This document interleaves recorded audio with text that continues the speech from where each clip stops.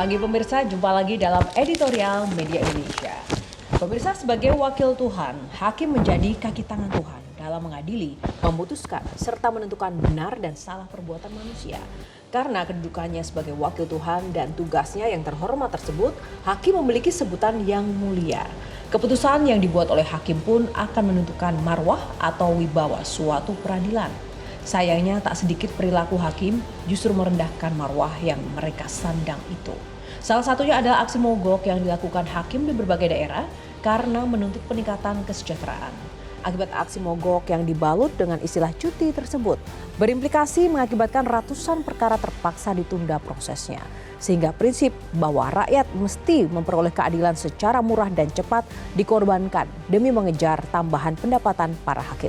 Inilah editorial Media Indonesia edisi Selasa 8 Oktober 2024 dengan tema Jaga Marwah Wakil Tuhan bersama saya Yohana Margareta, dan Anda juga bisa berpartisipasi dan berinteraksi melalui telepon interaktif di nomor 0215839900. Pagi ini sudah hadir bersama saya Ketua Dewan Redaksi Media Group Elman Saragih. Bang Elman, selamat pagi. Pagi, Mbak Yohana.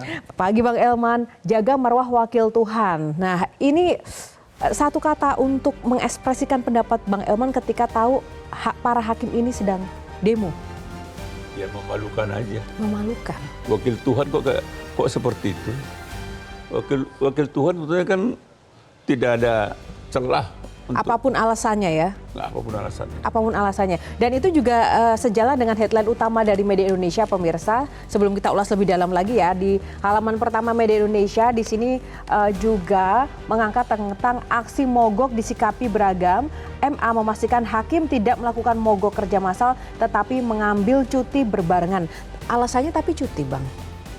Iya. Tetapi kan apakah pencari keadilan itu boleh tidak mendapat keadilan? Kan pencari keadilan itu kan tidak pernah cuti. Karena pencari keadilan itu tidak boleh cuti, maka hakim yang wakil Tuhan ini juga tidak boleh melakukan cuti bersama, apalagi mogok kan. Walaupun Mahkamah Agung bilang tidak cuti bersama, tidak mogok, tapi cuti berbarengan. Apa bedanya? Tapi kenapa baru dilakukan sekarang ya, Bang? Ya, itu yang menjadi pertanyaan besar. Kenapa mesti baru sekarang? Dari dulu kan kita nggak pernah dengar ada hakim mogok. Yang kita dengar dari dulu, ketika buruh mogok, kita bisa memaklumi. Tapi ketika hakim mogok, aneh bin ajaib. Ada apa ini? Apalagi di satu sisi ya, memperjuangkan kesejahteraan, begitu. Itu yang membuat kita tertawa. Memperjuangkan kesejahteraan. Iya. Apakah hakim tidak sejahtera? Ya, sebenarnya kita bisa kemudian memahami masing-masing elemen masyarakat itu memiliki hak berpendapat, menyuarakan apa yang keinginannya. Tapi ketika hakim menyuarakan kesejahteraan tuh seperti ada yang salah ya? Ya, di bagian mana ya, Bang Elman? Ya? Hakim yang namanya wakil Tuhan yang mulia, mestinya caranya tidak seperti ini. Punya hak tapi caranya saja. Ya, harusnya kan, bagaimana? Kan Bang bisa Elman? secara internal. Dia bisa misalnya melakukan pertemuan dengan Mahkamah Agung. Kan di sana kan induk semang mereka kan di Mahkamah Agung kan. Tapi kalau sudah begini ini mogok, apapun namanya ini tetap mogok. Walaupun mereka bilang ini bukan mogok, bukan cuti bersama, tapi cuti berbarengan. Ya mogok. Nah. Pada saat yang bersamaan mereka tidak bisa memberikan keadilan kepada pencari keadilan. Terus di Media Indonesia juga dituangkan Wakil Ketua Bidang Judisial Sunarto mengakui persoalan gaji dan tunjangan hakim ialah terbatasnya anggaran pemerintah. Nah, kemudian juga banyak pihak berpendapat ini disuarakan sekarang apa karena mau transisi pemerintahan agar didengar ke depannya atau seperti apa. Akhirnya berpikirnya ke arah situ, Bang Elman. Ya, kalau saya sih mengatakan nggak ada kaitan dengan masa transisi ini, nggak ada. Ya memang aneh aja nih hakim. Dan oke Bang Elman, sebelum kita akan ulas lebih dalam lagi, kita masuk ke halaman 2 dulu ya. Ada headline lain yang perlu kita ulas juga. Di sini tadi hakim nih soal kesejahteraan. Nah, bicara soal kesejahteraan, ada anggota dewan juga yang di sini diberikan juga pilihan ya antara tunjangan atau rumah jabatan. Nah, di sini headline-nya adalah pilih tunjangan daripada rumah jabatan. Menurut Bang Elman, gimana ini? Dulu kan sebetulnya ketika DPR ini dibangun komplek Kalibata itu, alasannya dulu kan supaya mudah berkoordinasi. Karena mereka satu tempat ya, mudah berkoordinasi ketika di DPR, ketika di Senayan dirasa kurang cukup, maka di Kalibata itu mereka bisa berkoordinasi lagi. Dan itu juga alasannya. Kan kalau mulanya dulu, anggota DPR ini sebetulnya kan hanya dikasih wisma kan. Karena mereka sebetulnya kan ketika bersidang di Jakarta. Tapi kan mereka ketika reses kan ke daerah kan gitu kan. Kembali lagi dia ke daerah, ke tempat daerah pemilihannya kan. Nah, ketika rumah sudah dibangun dan sangat mewah, tapi sekarang alasannya rumah ini katanya udah bobrok. Loh, kenapa bobrok? Kenapa nggak layak pakai? Kan mestinya kan ada maintenance. Kan aneh juga kalau ada rumah pejabat negara dibiarkan bobrok, dibiarkan menjadi sarang tikus. Berarti kan ada yang salah. Jadi jangan karena mereka salah, lalu rakyat yang dikorbankan. Ini kan rakyat yang dikorbankan. Iya, itu biaya rakyat juga. Dan bahkan ketika fasilitas rumah itu kan memang kalau kita tahu memang untuk DPR atas nama agar mudah berkoordinasi, tapi ujungnya banyak temuan ditempati oleh para stafnya, bukan anggota dewannya malah. Ya, kan kebanyakan juga di Kalibata itu yang tinggal di sana kan bukan anggota DPR-nya. Iya, itu. Mungkin saya nggak tahu berapa persen, tapi kebanyakan itu tinggal ya staf malah kosong. Kan gitu kan. Nah, apa untung ruginya ketika diberikan tunjangan rumah atau rumah? Pertanyaannya sebetulnya kan, apakah DPR itu masih layak untuk diberikan tunjangan? Itu yang paling mendasar. Layak atau nggak Bang sebenarnya? Ya nggak layak lah. Mereka juga sudah terima banyak kok. Kan gitu kan. Sebetulnya sekarang pertanyaannya, apakah rakyat yang diwakili mereka itu sudah sejahtera? Sekarang kan pertanyaannya kan itu, apakah rakyat yang mereka wakilkan, rakyat yang memilih mereka itu sudah sejahtera? Rakyat melarat kok. Tetapi DPR ini tidak pernah merasa cukup. Apa yang kurang? Coba lihat tuh mobilnya. Mobilnya sekarang supaya dia bebas berkeliaran, tidak ada ganjil genap, mobil mereka di Jakarta itu pakai nomor khusus. Jadi dia punya kelebihan. Macam-macam kelebihan anggota DPR ini.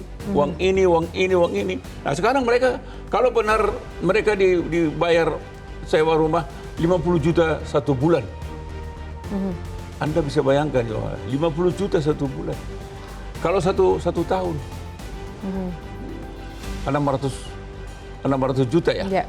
Coba bayangkan. 600 per kepala. Per kepala loh. Dan di sini kali ada 580 anggota DPR. Jadi berapa banyak lagi uang rakyat ini yang mereka harus sisihkan untuk kemewahan anggota DPR ini. Pertanyaannya, apakah memang DPR ini sekarang tidak sanggup bayar rumah? Kan tidak masuk akal gitu loh. Siapa sih Bang yang bisa untuk kemudian menggelontorkan kritik ini dan agar urung kemudian dilakukan, bahkan kebijakan ini bisa dicabut gitu, bisa Bang? Ya. Karena kan sudah menjadi kebijakan anggaran di DPR juga kan, perumahan bagi anggota ini. Ya kalau sudah berjamaah begini kan sulit. Tapi ada contoh ya, Swedia kalau saya nggak salah itu. Anggota DPR-nya tidak ada tunjangan rumah, nggak ada tunjangan mobil, tidak ada kemewahan. Mereka seperti rakyat biasa saja. Yang mereka bilang, apa kelebihan kami anggota DPR? Kami berbuat untuk negara, ikut menentukan kebijakan negara. Itulah keistimewaan kami. Jadi pengabdiannya yang istimewa, bukan fasilitasnya, bukan kedudukannya. Jadi pengabdian mereka anggap ini yang mewah katanya. Karena mereka ikut menentukan kebijakan negara. Itulah sebetulnya anggota DPR. Oleh karena itu, bagaimana posisi dan komitmen anggota Dewan ini menjalankan tugas dengan etika dan moralitas kepada rakyat ini tuh sebenarnya memang sampai sekarang masih dipertanyakan. Apalagi kalau kita lihat kemarin pelantikannya kan begitu gegap gempita, gemerlap, bermewah-mewahan ya Bang ya, masing-masing merayakan. Ya kita senang juga melihat semangat baru para wakil rakyat kita. Tapi harapannya setelah itu apa? Karena ternyata banyak temuan Bang, ada rapat-rapat gitu ternyata ada yang banyak viral itu. Wah, ada rapat anggota dewannya malah main handphone. Ya dari situ aja rasanya juga agak sedih ya ketika melihat fasilitas Anda maksimal tapi mengemban tugasnya pas-pasan. Pertanyaan kita Mbak Yohana ya, ada nggak jaminan? Kita kan dibayar ini 50 juta. Bisa nggak mereka menjamin selama 5 tahun ke depan tidak akan ada anggota DPR yang kena OTT? Tidak akan ada anggota DPR yang terjerat korupsi. Bisa nggak mereka jamin? Saya yakin tidak bisa menjamin. Walaupun saya sih berharap selama 5 tahun ke depan tidak ada anggota DPR yang kena OTT. Tapi saya nggak bisa menjamin itu. Coba kita minta mereka. Sekarang akan dibayar ini 50 juta per bulan. Bisa nggak mereka jamin, berjanji, tidak akan ada satu orang pun di antara 580 anggota DPR ini yang bakal kena OTT oleh penegak hukum. Ya, itu memang butuh komitmen yang kuat ya. Bicara soal komitmen tidak hanya anggota dewan loh, Bang Elman. Ini di halaman selanjutnya Media Indonesia juga mengangkat terkait dengan usut dugaan pelanggaran netralitas kepala desa. Nah, ini ternyata soal komitmen tanggung jawab tugas-tugas negara dan pelayanan masyarakat pun juga ini merambah ke titik terkecil di negara kita. Kepala desa tidak netral dalam menjalankan tugasnya. Ini terkait dengan semarak pelaksanaan pilkada ya ini ya. KPU perlu melibatkan banyak pakar teknologi informasi untuk menjaga sistem informasi rekapitulasi Sirekap. Tapi juga belum tentu ada jaminan juga sebenarnya kalau memang orang-orang di balik layarnya yang punya kuasa di titik terkecil itu akhirnya tidak komit juga. Sepanjang tidak ada tindakan tegas terhadap kepala desa, terhadap SN yang tidak netral, maka semua ajakan, semua ancaman itu omong kosong. Netralitas itu hanya ada dalam mulut. Coba misalnya kalau ada misalnya SN atau kepala desa yang tidak netral di dalam pilkada ini, tindak, pecat dia dari ASN, pecat dia dari kepala desa. Berani nggak Bawaslu?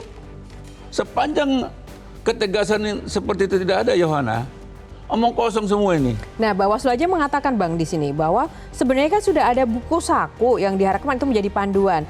Mungkin implementasinya buku sakunya benar-benar ditaruh di saku kan? Ya, tidak dibaca atau diimplementasikan. Ya, Bawaslu tidak cukup sebenarnya kalau hanya dengan imbauan. Namanya buku saku dikantongin aja. Dikantongin aja ya. Tapi lagi-lagi Bang, kalau misalnya kita melihat tadi dari kasus hakim soal kesejahteraan dan bagaimana komitmen menjalankan tugas, apakah sudah sesuai juga dengan tuntutan kerjanya. DPR juga ada komitmen. Ini juga kepala desa netralitas masuk lagi ke komitmen. Kenapa sih bangsa ini tuh punya masalah dengan komitmen menjalankan tugas dan pelayanan kepada masyarakat? Ya kan kita ini kebanyakan sumpah. Kebanyakan sumpah. Janji manis ya Bang? Janji manis. Jadi kalau ketika bersumpah, waduh. Karena belum dapat karena yang dibayangkan ketika dia bersumpah itu, dia tidak membayangkan sanksinya. Dia ketika bersumpah itu dia hanya membayangkan nikmatnya aja. Itu yang membuat mereka tidak peduli terhadap sumpah. Ketika itu dilanggar itu kenapa rupanya? Tapi masih ada kan Bang sebenarnya orang-orang yang bisa kita andalkan, berjiwa satria, negarawan. Pasti ada. Tapi mereka itu tidak ada artinya dibandingkan dengan pelaku-pelaku apa ini. Jumlahnya mungkin sedikit. Langka. Baik, Bang Elman, kita akan saksikan dulu tayangan yang satu ini sebelum kita ulas terkait dengan jaga marwah wakil Tuhan.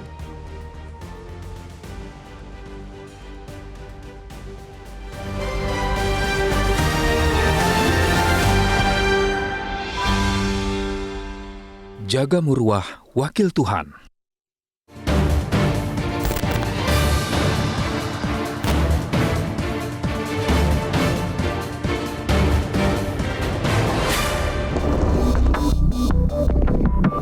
Ada postulat yang diyakini hingga kini bahwa hakim adalah wakil Tuhan di muka bumi. Sebagai wakil Tuhan, hakim menjadi kaki tangan Tuhan dalam mengadili, memutuskan, serta menentukan benar dan salah perbuatan manusia. Dalam tatanan bernegara, kekuasaan hakim untuk mengadili dan memutuskan suatu perkara dijamin melalui undang-undang. Di negeri ini kekuasaan hakim tersebut dijamin dalam pasal 1/8 Kitab Undang-Undang Hukum Acara Pidana atau KUAHP. Menurut undang-undang tersebut, hakim merupakan pejabat peradilan negara yang diberi wewenang oleh undang-undang untuk mengadili dan memutus perkara. Hakim juga merupakan profesi yang mulia, sebab untuk menjadi hakim dibutuhkan persyaratan yang ketat dari sisi intelektualitas dan pendidikan. Dengan persyaratan ketat tersebut, diharapkan hakim dapat menjalankan tugasnya untuk menelaah suatu perkara dan selanjutnya memberikan putusan yang adil. Sebab, putusan yang dijatuhkan hakim bisa berdampak sepanjang hayat. Karena kedudukannya sebagai wakil Tuhan dan tugasnya yang terhormat itulah, di banyak negara hakim memiliki sebutan yang mulia. Keputusan yang dibuat oleh hakim akan menentukan maruah atau wibawa suatu peradilan. Dengan sederet sebutan harum yang disandang tersebut, hakim juga memiliki kewajiban untuk menjaga gelar, muruah, dan wibawa yang dimiliki. Ini penting untuk menjaga wibawa keputusan yang dibuat. Selain keputusan, upaya menjaga gelar, muruah, dan wibawa hakim juga ditentukan oleh perilaku, tindak tanduk, dan akhlak seorang hakim. Bukan sebaliknya, berperilaku merendahkan muruah yang mereka sandang. Salah satu perilaku hakim yang dinilai merusak dan merendahkan muruah kedudukan hakim adalah aksi mogok yang dilakukan Hakim Pengadilan Negeri Makassar. Mereka mogok kerja atau cuti massal, menuntut keadilan dan kesejahteraan terhadap hakim. Mogok massal ini dilakukan dengan tujuan menekan pemerintah agar memperhatikan kesejahteraan hakim yang telah diatur dalam Peraturan Pemerintah Nomor 94 Tahun 2012. Aksi mogok massal Hakim Pengadilan Negeri Makassar juga didukung oleh Pengadilan Negeri Bener Meriah Aceh yang menunda seluruh sidang yang sedang berlangsung hingga 11 Oktober 2024 mendatang. Langkah serupa juga dilakukan hakim-hakim Pengadilan Negeri Makassar. Harus kita akui, kesejahteraan hakim di negeri ini masih rendah. Pemerintah sebenarnya telah mengatur masalah keuangan dan tunjangan hakim melalui Peraturan Pemerintah atau PP Nomor 94 Tahun 2012 tentang hak keuangan dan fasilitas hakim yang berada di bawah Mahkamah Agung. Dalam aturan itu ditegaskan bahwa hakim memiliki hak keuangan dan fasilitas. Namun, nominal yang diatur dalam PP itu dinilai belum ideal dan sebanding ketimbang beratnya tugas seorang hakim. Kendati demikian, aksi mogok massal para hakim itu jelas bukan langkah tepat mendapatkan solusi. Langkah mogok para hakim dengan dibalut istilah cuti itu amat benderang berimplikasi pada masyarakat yang sedang berperkara. Meski aksi mogok cuma 5 hari, nyatanya berimplikasi pada 100 perkara yang terpaksa ditunda prosesnya. Prinsip bahwa rakyat mesti memperoleh keadilan secara murah dan cepat pun dikorbankan demi mengejar tambahan pendapatan. Sebagai sosok yang mulia, para hakim mestinya memiliki cara yang lebih elok untuk menyuarakan peningkatan kesejahteraan bagi mereka. Mereka bisa membahasnya secara internal. Jangan sampai aksi mogok menuntut kesejahteraan merugikan masyarakat yang membutuhkan kejelasan keadilan yang cepat. Bukankah para hakim itu bisa merundingkan masalah itu dengan Mahkamah Agung atau lembaga yang menaungi mereka? Bukankah prinsip bermusyawarah bagi para hakim akan lebih elegan ketimbang mogok layaknya pekerja? Sebagai wakil Tuhan dengan panggilan yang mulia, tak elok rasanya para hakim mogok menjalankan tugas. Jika diteruskan, langkah seperti itu sama saja meniti jalan merendahkan dan merobohkan muruah para hakim yang mulia.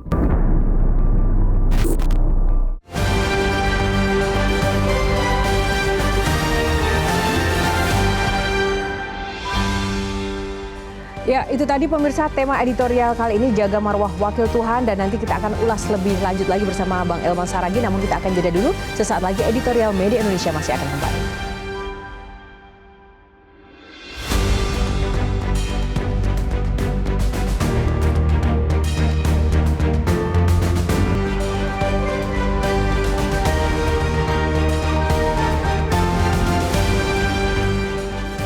kembali di Editorial Media Indonesia bersama Ketua Dewan Redaksi Media Group, Bang Elman Saragi. Bang Elman, menjaga marwah wakil Tuhan.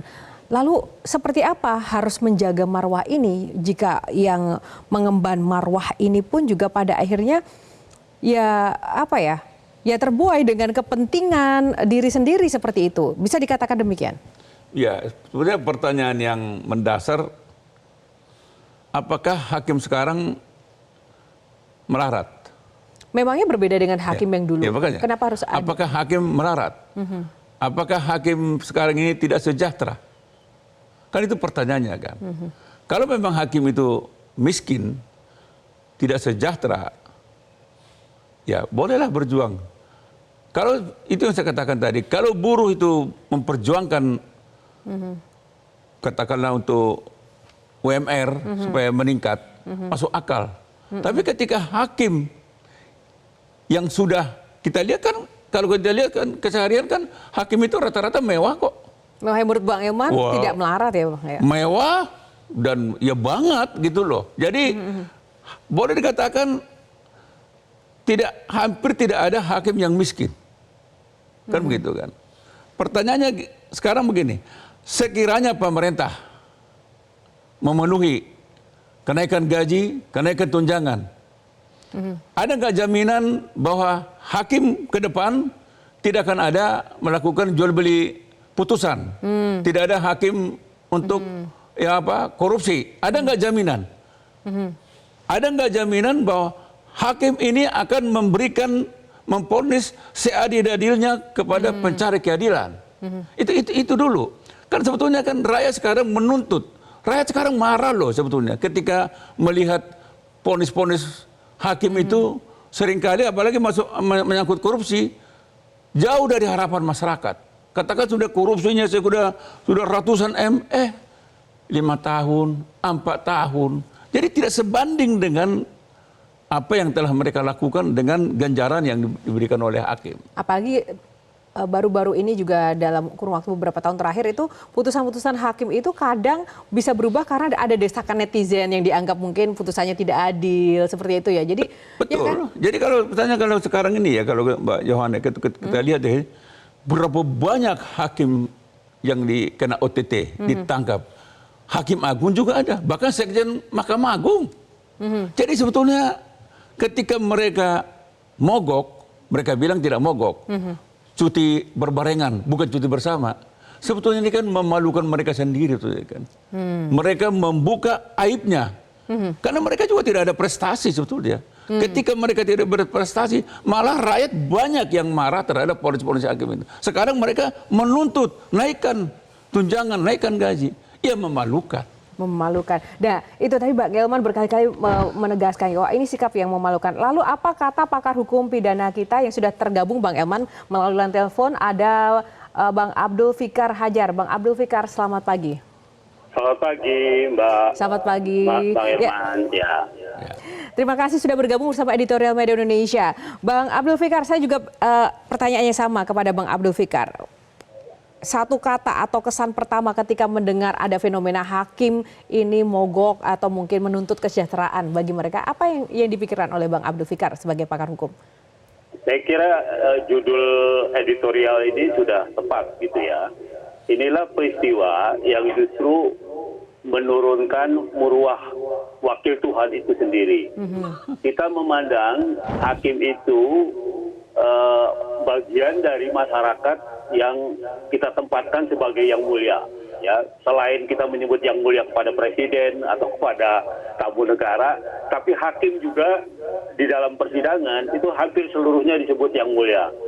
Nah, artinya apa? Artinya masyarakat menempatkan profesi hakim itu sangat tinggi, gitu. Artinya karena apa? Dia memutus nasib orang lain, gitu, memutus nasib masyarakat, gitu.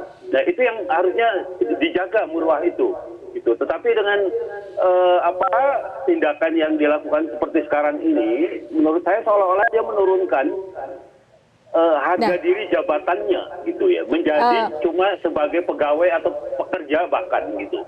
Ya, apalagi Bang Fikar. menggunakan Nah, Bang Fikar, jika demikian, memangnya menurut Anda hakim sekarang itu belum sejahtera atau mungkin miskin kalau kata Bang Elman tadi, atau seperti apa kok harus menuntut kesejahteraan ditingkatkan begitu?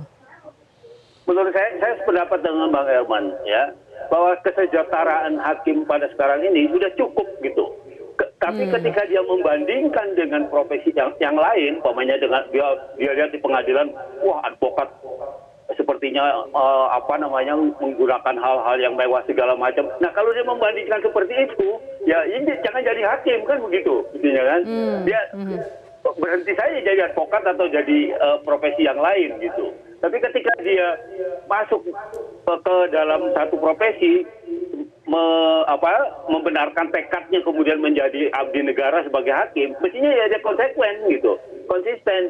Saya kira negara juga bukan tidak memperhatikan, sudah cukup banyak, entah itu namanya tunjangan, entah itu namanya dan menurut saya gaji mereka itu sudah cukup tinggi gitu, ya dibandingkan umpamanya pegawai negara atau aparatur negara yang lainnya gitu.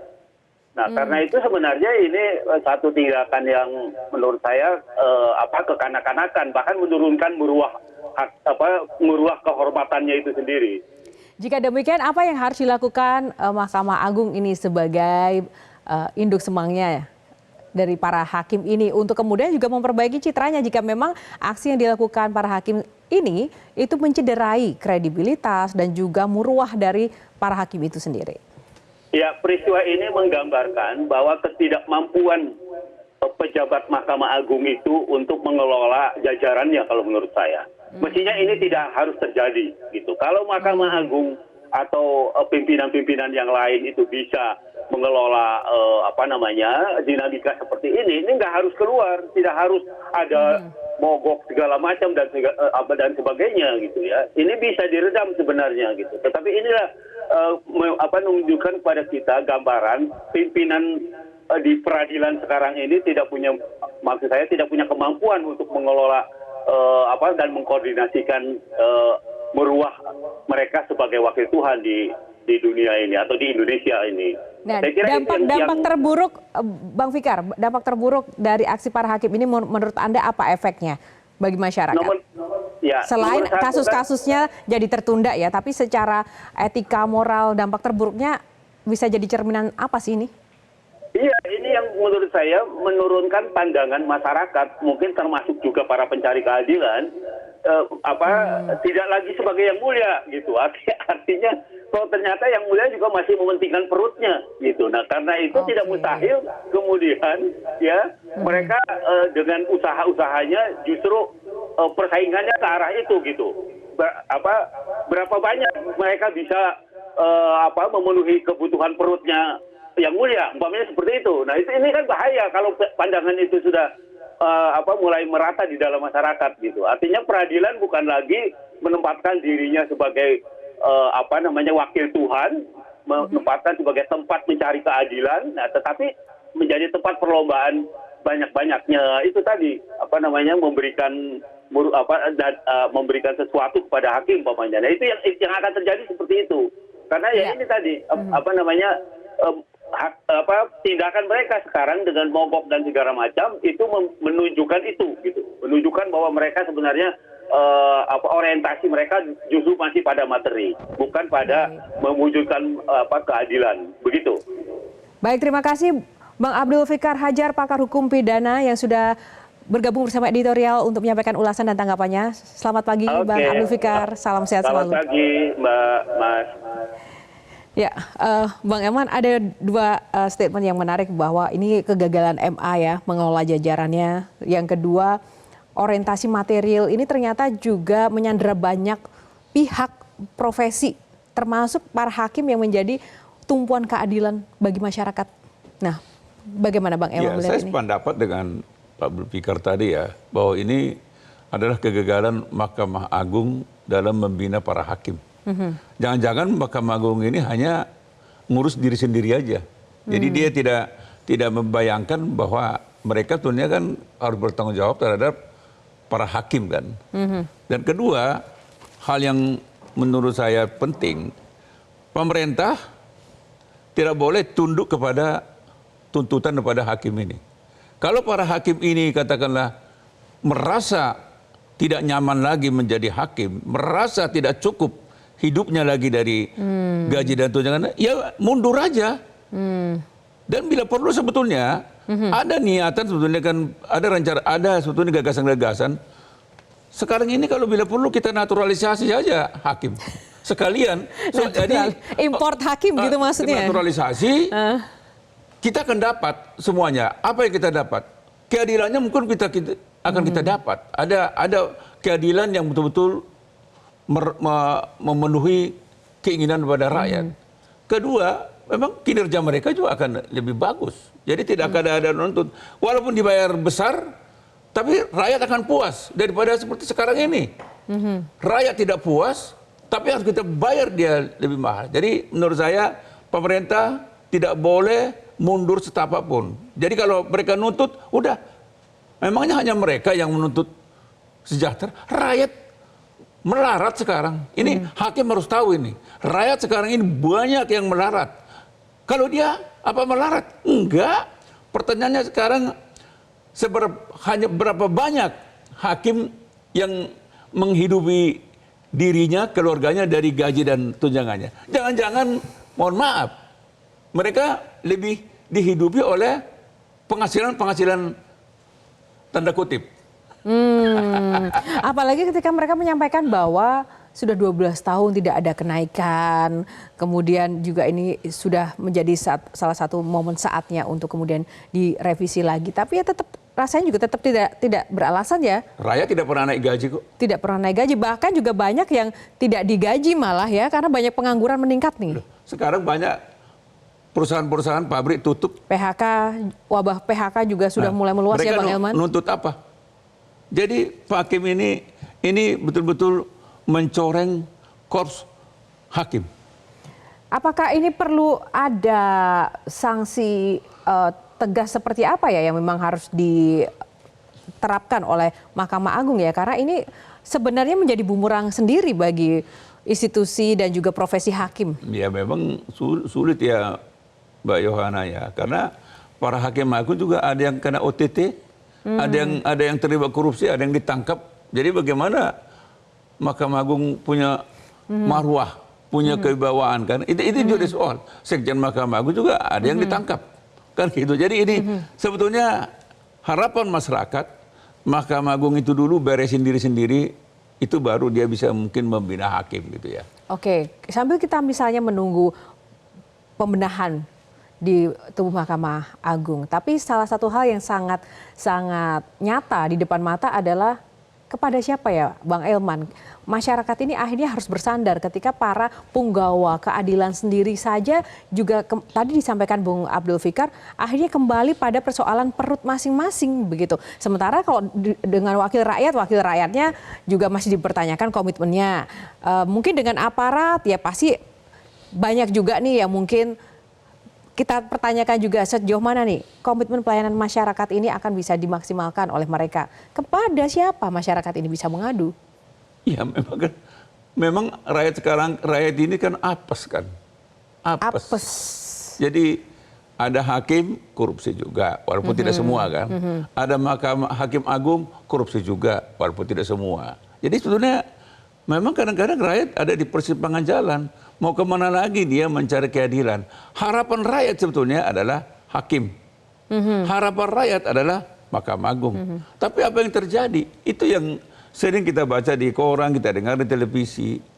Bagaimana mereka dari waktu ke waktu kena OTT lah, kena tangkap lah. Jadi sebetulnya memalukan. Itu menyebabkan muncul usulan, muncul gagasan. Udah dah, untuk sementara para hakim dinaturalisasi aja, import dari luar, nggak apa-apa kita keluar duit, tapi barangkali kita akan lebih mendapat efektif kerjanya. Keadilan yang benar gitu kan. Jadi kalau misalnya ada korupsi, mungkin dia akan hukuman mati kan begitu kan, gitu kan. Ini coba para koruptor sudah banyak mencuri duit rakyat, vonisnya sangat rendah, sehingga semuanya setelah keluar dari penjara masih kaya raya dia. Gitu kan. Ya menarik sekali Bang Elman, Ya. namun kita akan jeda dulu pemirsa. Kami akan lanjutkan pembahasan bersama Bang Elman Saragih. Sesaat lagi seusai jeda hanya di Editorial Media Indonesia.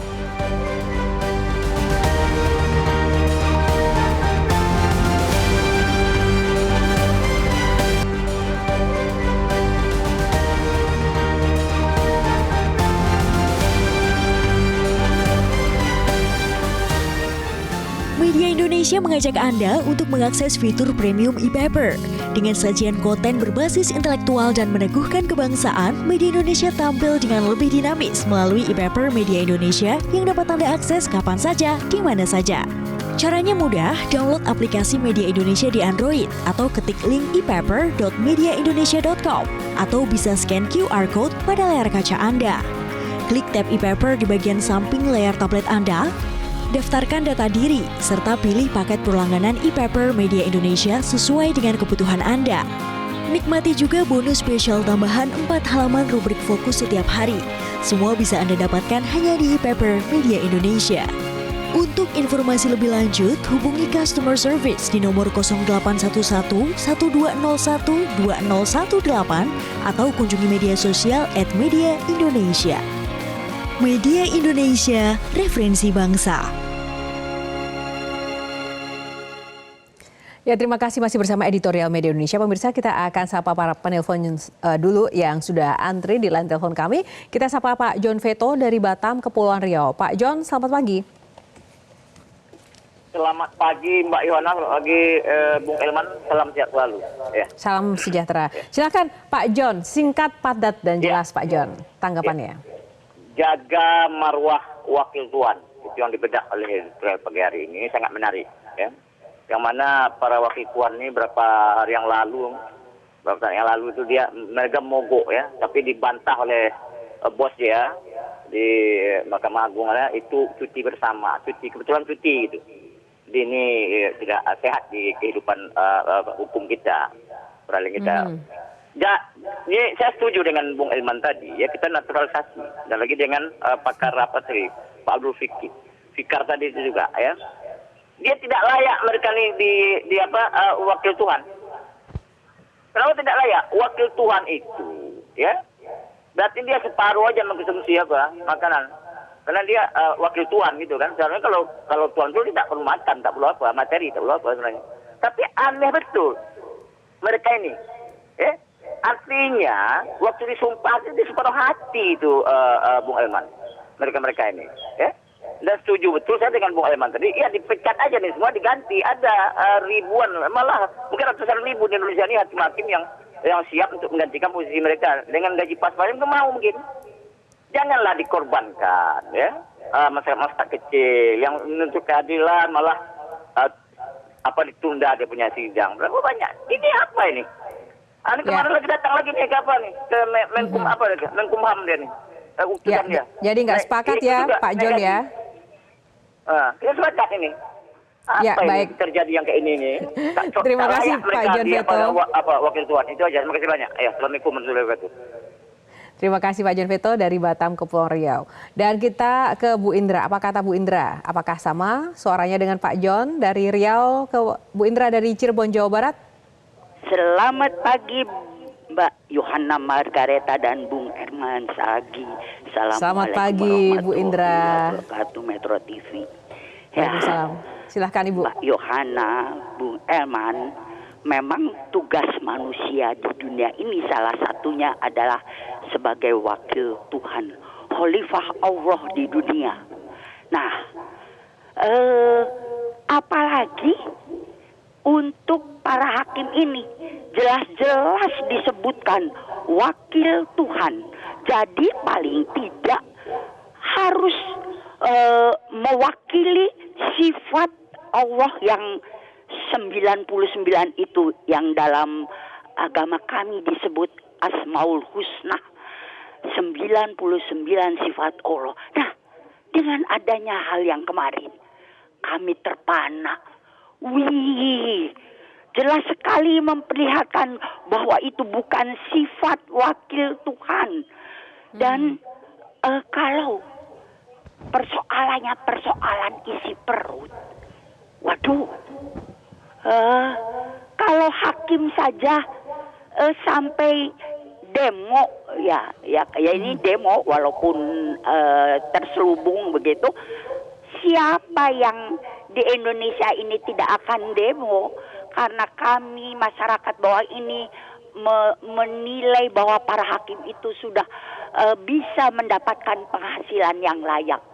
Adapun kalau memang di sana sini ada kurang pembenahan, ya memang kita sama-sama berbenah, karena bagaimanapun masih lebih banyak yang baik daripada yang katanya kalau gaji tidak naik tergoda oleh hal-hal yang miring ke kiri. Itu jadi harus ada pembenahan ya Bu Indra ya. Dan masih percaya bahwa ada yang baik. Baik, terima kasih Bu Indra. Terima kasih. Assalamualaikum terima kasih. Waalaikumsalam. Dan dari Bu Indra di Cirebon kita ke Bekasi, Jawa Barat, ada Pak Ondo Siliotonga. Pak Ondo, silakan. Ya, selamat pagi Yang Mulia Mbak Johana, Yang Mulia Bung Elman Saragih. Wah, kami bukan hakim loh ini Pak. Oh iya, tidak cuti bersama nih. Gimana Pak?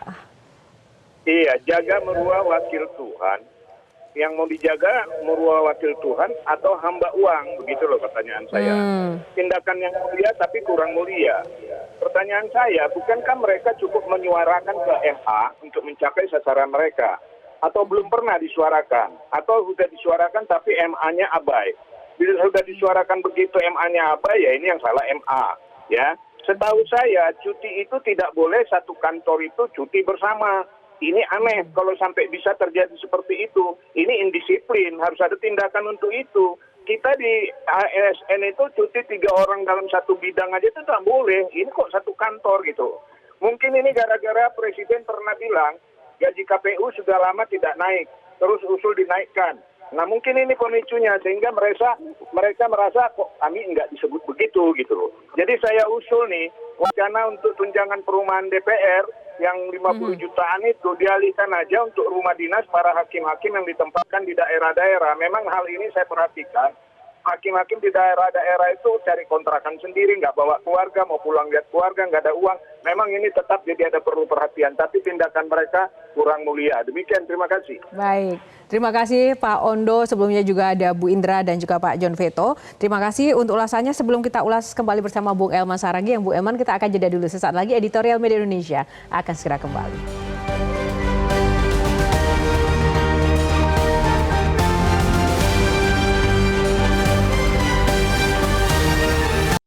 Zona Bisnis, Senin hingga Jumat, live jam 10 pagi.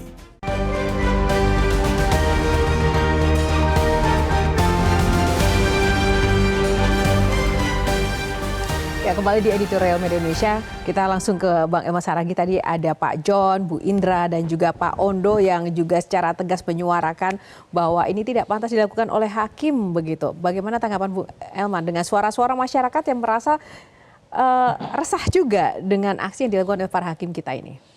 Ya, Pertama, yang paling dirugikan dengan mogoknya hakim ini kan rakyat pencari keadilan kan. Kan sebetulnya kan peradilan itu kan harus cepat dan murah kan.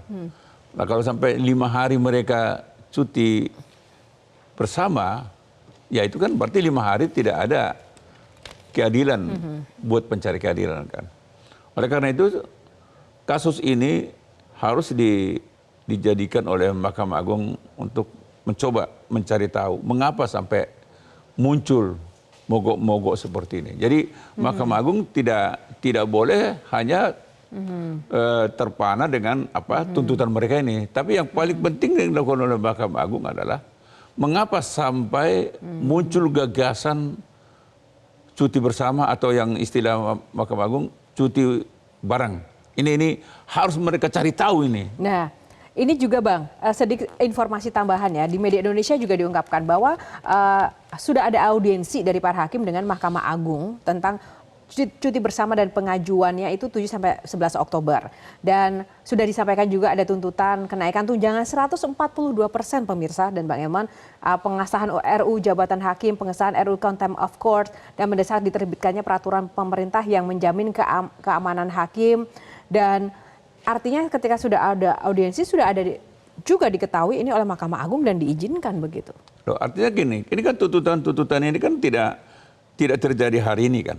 Ini kan tuntutan ini kan sebetulnya sudah lama berlangsung. Pertanyaannya mengapa Mahkamah Agung tidak segera mencari tahu bagaimana menyelesaikan ini. Ini kan karena mampet kan.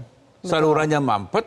Mungkin mereka sudah berjuang juga ke Mahkamah Agung, tapi karena mampet maka mereka melakukan istilahnya Ibu Indra tadi kan demo ini kan, tanda kutip ya.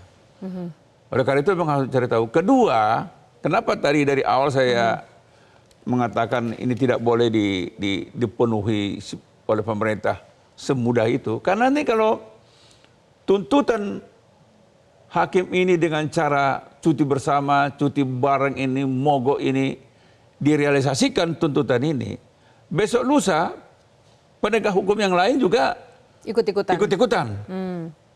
Instansi yang lain juga ikut-ikutan. Artinya ini modus nanti ini. Kalau merasa tunjangan, merasa gaji tidak cukup, ayo kita mogok. Dan yang pasti hari ini seluruh buruh di Indonesia tertawa. Ternyata cara kita itu benar loh. Sekarang kalau dulu hanya buruh yang demo, hanya buruh yang mogok, sekarang hakim yang ikut mogok. Berarti mogok buruh selama ini udah benar nih. Ada legitimasi. Secara itu pandangan buruh loh. Nah, itu yang kita khawatirkan. Instansi penegak hukum yang lain, instansi PNS atau apa itu kan akan melakukan hal yang sama. Jadi pemerintah harus menyikapi tuntutan ini dengan hati-hati.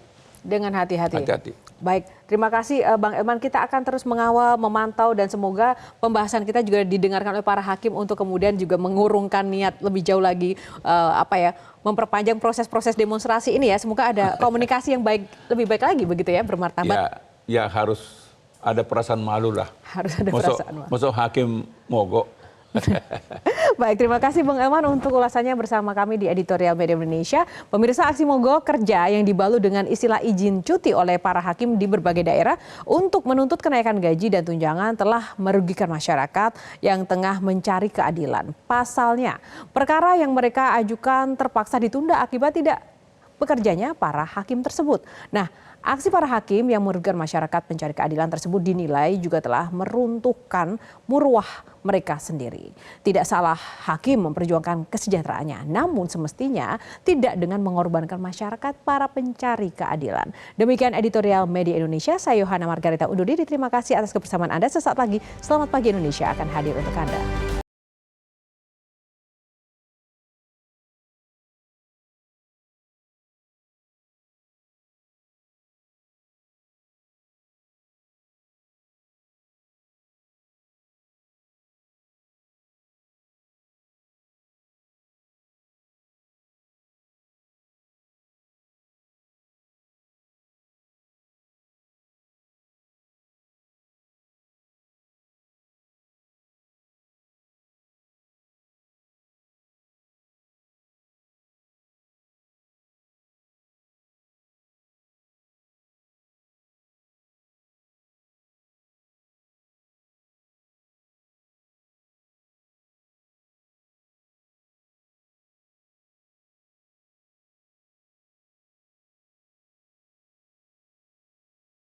Jelajahi cara baru mendapatkan informasi. Download Metro TV Extend sekarang.